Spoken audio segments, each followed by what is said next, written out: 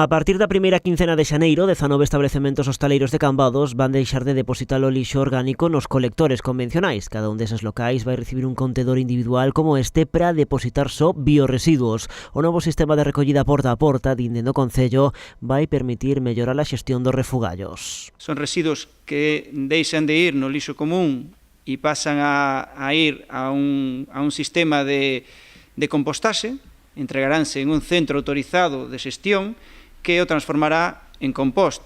Iso redonda, evidentemente, nunha mellora ambiental e ecolóxica no sistema de xestión do lixo, que cada vez sabedes que é un problema máis grave polo volume que se produce. Este proxecto piloto estará financiado en colaboración coa empresa de recollida de lixo. De tal maneira que o aforro que supoña descontar peso no lixo xeral que se entrega en Sogama o revirtamos na posta en funcionamento deste servicio. Co cal veremos a longo prazo como resultan, pero a priori non vai supoñer un incremento de custes.